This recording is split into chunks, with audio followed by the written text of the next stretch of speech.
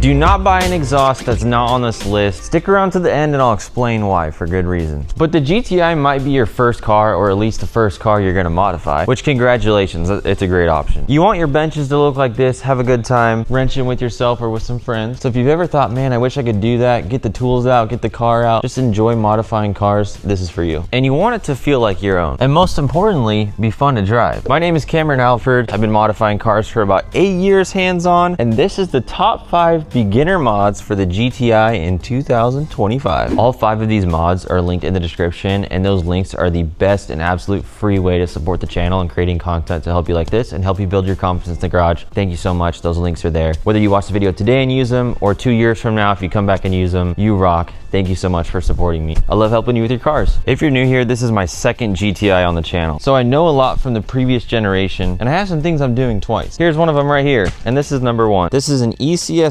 Tuning hatch pop kit. It's about $100. It works great. When you pop the hatch with your key, it opens quickly. Day-to-day use, this is awesome. I cannot tell you how much you use this mod, and that's why it's number 1 on the list. It's convenient, it's relatively cheap in today's terms, it's easy to install, it's fun to install, it's fun to use, it's beginner friendly. This being your daily most likely, and the grocery getter, when you have your hands full, you can click the button through your pocket, pop it open, you'll be dialed. Before we move on to number 2, I have a little bit of an idea, and I want to test the waters to see what's possible. I love what I do, but I want to switch things up a little bit and make it more fun for all of us, for you, for me, and one lucky person every now and then, and maybe it can become more consistent if we test it and it works. So I'm gonna leave a link in the description to a Google form. In that form, it's gonna have talking points. You're gonna film a video and there's gonna be a file uploader. I want you to look at those talking points, write them down, take a video and submit it. I want to have one of you come to this garage with your car. You're gonna give me your vision for your car, all the parts you want to do and things you want to accomplish to be able to modify your car like I do. Parts are on me. All we need is you and your car and some time, and you're gonna put it all together and modify it and install everything with me. I'm gonna teach you everything that I've learned 8 years wrenching on cars, and if I can't do it, I got friends that can, and we'll call them. This first one, at least, is limited to Phoenix, Arizona. So if you are not in Phoenix, Arizona, please do not apply. It will not logistically make sense. I don't have the funds to put people up in hotels, travel, cover all that. Let's just do local only this first go around. I'm hoping that I can find the perfect candidate that's one of you, and I can take everything you want to do. I can go to the partners that I know and see if they'll be willing to support the mission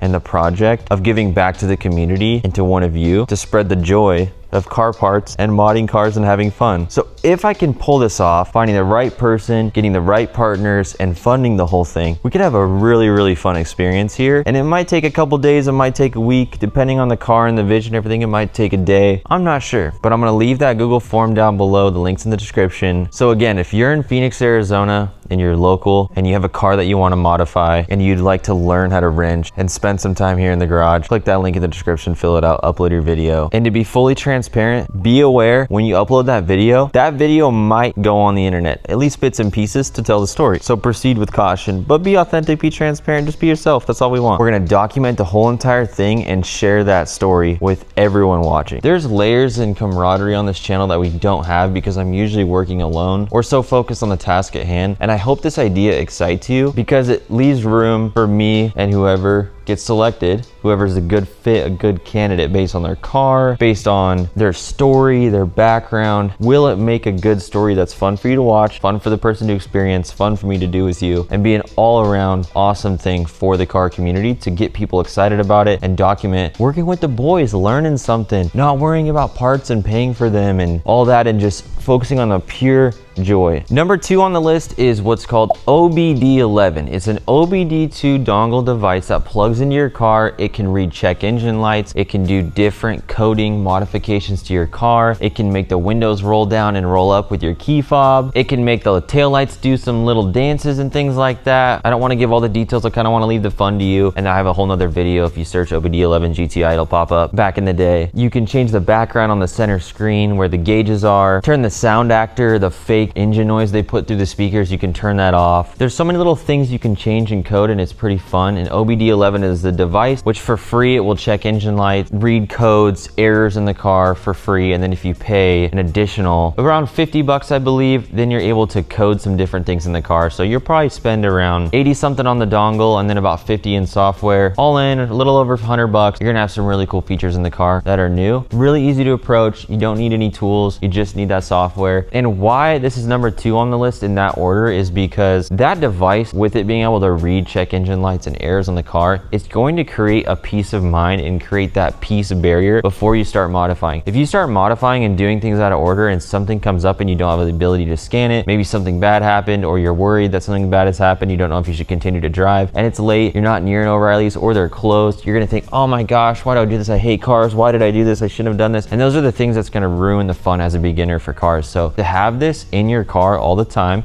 for the fun of modifying it and the safe space it creates to be able to read codes, you'll have that peace of mind. You can read a code, Google it, ask in a Facebook group, go to Facebook groups for your car platform like the Mark 7 GTI and search the Facebook group that code, and there'll be other people talking about it and their experiences. It'll save you so much stress. Number 3, doesn't matter if you have an automatic or a manual, specifically the stage 1 ECU tune. So the ECU portion of it is the car's computer's mapping for fuel, air, boost levels, all the parameters that make the engine run. It's going to raise power in different ways depending on the temperatures and all the elements to make the car faster, take some limiters off, turn torque limits up, turn boost levels up, and it's overall going to completely change the GTI. The GTI stock is so slow compared to when you put the stage 1 ECU on it. So you're going to just love daily driving the car. This gain in power from this one modification is going to make you go,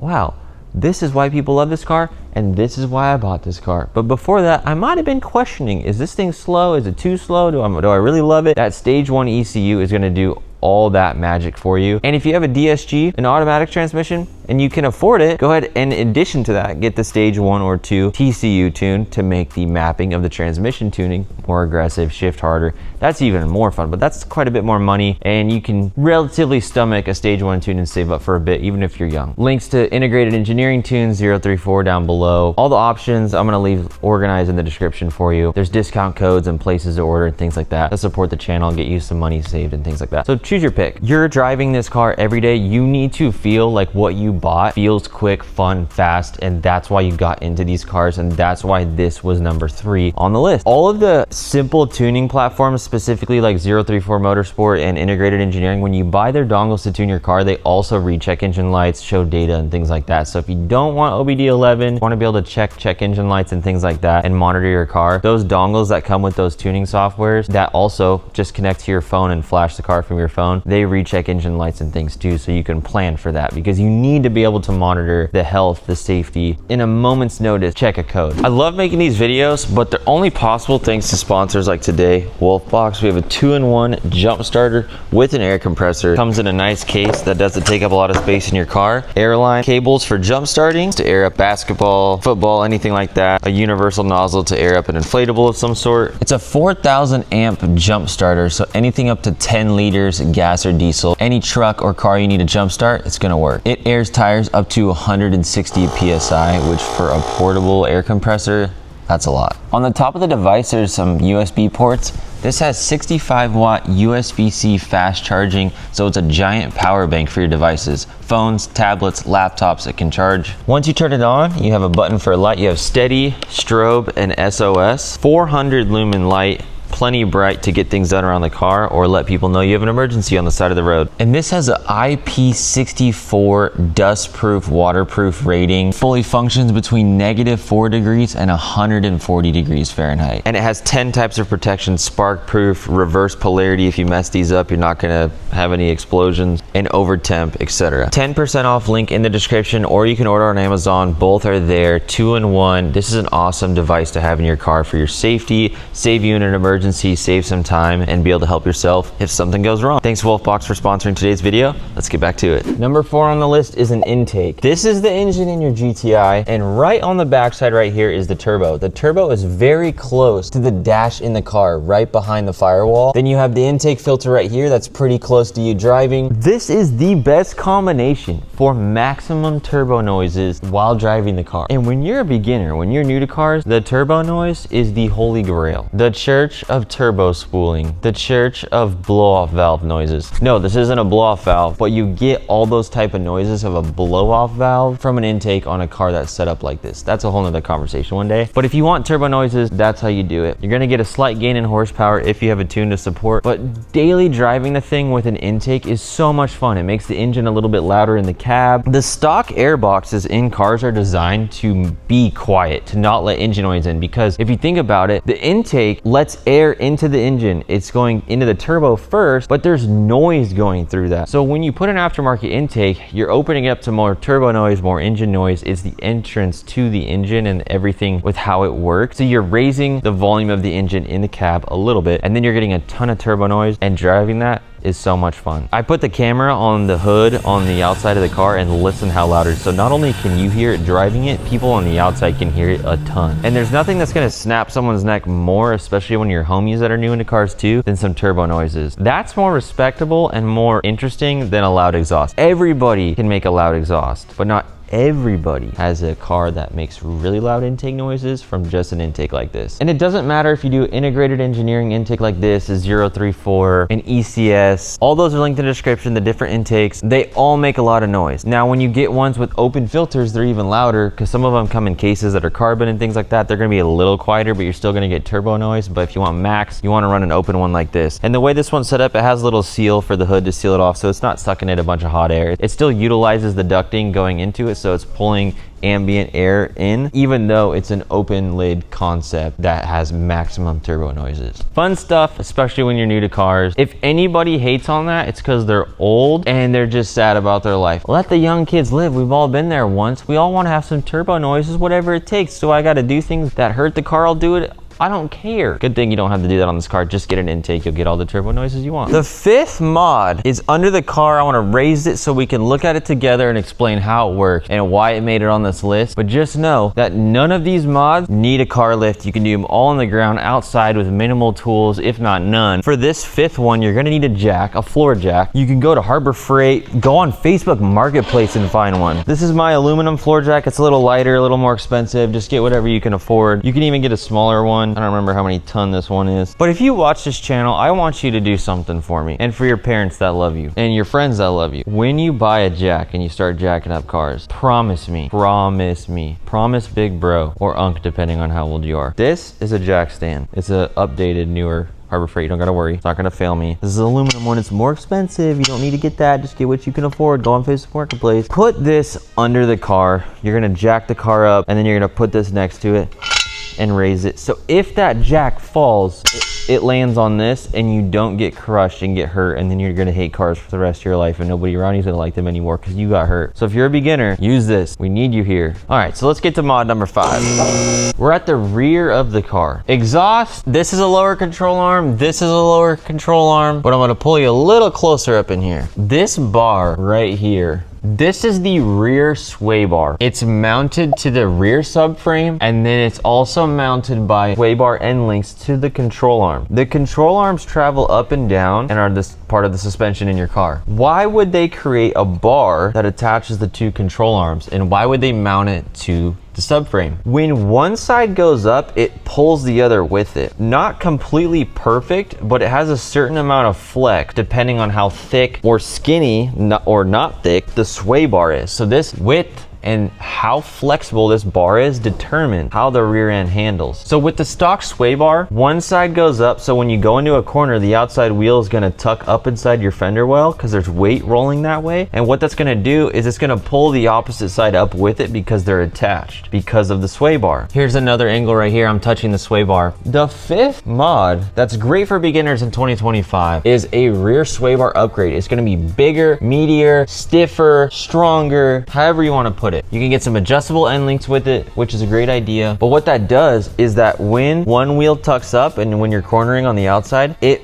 more quickly, with less flex and less hesitation, pulls the other side up with it. So track with me. When we're turning and this wheel goes up, because they're connected with the sway bar, this side's also gonna go up. And that keeps the car planted and level on the ground. So instead of going around the corner and the whole car is like, whee, that sway bar pulls up the inside wheel and the car goes boop and it drops, but it's very fluid and smooth. So when you have this upgraded rear sway bar, it's thicker, stronger, has options and 2 holes on it to make it stiffer or more flex and give it more flex. Then you have your adjustable end links as well. You have so many options to make the car handle differently and rotate differently in the corners, and it's going to completely transform how this car handles in the twisties, in the corners. It is like the ECU Stage 1 tune, but for handling on this car. You could do nothing, leave it completely stock. It handles, it's smooth, it's nice. You might have DCC, you might not. And you put a rear sway bar on this car and you're like, dang, this thing handles good. Dang. It gets rid of all that flex and just keeps the car planted. The front works great. The rear is where a lot of that play is. And man, you are gonna love driving this thing in the hills. Daily driving, you can't really tell it's there. When you do a 90-degree right and you rip it, you'll be able to definitely feel it a lot. But it's not something you're gonna notice until you notice it when you're driving it hard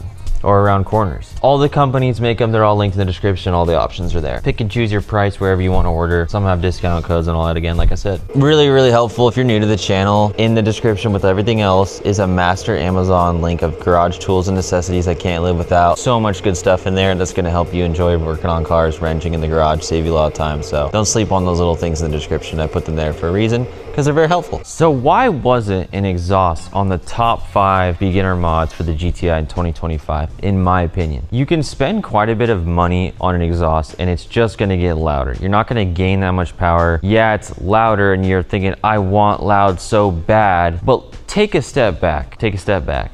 This is gonna be hard if you're really new to cars, because I don't think I would have taken this advice or perspective or opinion. When you get behind the wheel of a car that gets out of its own way, that's quick from the tune, that has a lot of turbo noises, that's still comfortable in the ears, all your peers can get in and it's not too loud. It just handles really good. It's got all the frills. You can use it to pop the hatch and load groceries a day to day. You can do all the other little mods of the OBD11. You have the peace of mind. You can do check engine lights and things like that and check everything and monitor your car's health. You have a car that makes really cool noises in the driving experience, that handles really well. And when you take it to the hills with friends and go driving, you are gonna have so much fun for all the money you invested, and it will be so utilized and work so well day to day. Now, if we do an exhaust, you can easily spend $1,000 there, but it's just gonna make it louder and that's it. I don't think that it's as high up on the list as you think it might be of importance. I want you to get in the car and be like, this is so fun and it feels so good and it feels so much different than when I first bought it. And I love modifying cars because I feel the difference from when I first got it to with the little bit of work I did in the areas I did. You're gonna be so happy. You're gonna be like, this thing is totally different. It handles so good. But if you do an exhaust, you're gonna spend a lot of that money and you're like, it's just louder. Is it that much different than when you bought? It's still slow. It still doesn't handle as good as it could. You still don't have turbo noises if you have a stock intake. You see what I'm saying? It's those multiple things when you put it all together. If you had to pick 5 that are beginner level, spend your money wisely, take this for what it is. If you have other opinions, thoughts, share them down below in the comments. Let's make a conversation. I'm gonna leave the old video of the 9 hidden features of OBD11 here, and then the recent integrated engineering intake install. Take your pick of mods, have fun, enjoy. Thanks for stopping by the channel, and don't forget about that form if you're local to Phoenix, Arizona, in the description. We'll see you there. Hit subscribe, help me get to 1 million subscribers eventually, one at a time. Thanks for your help.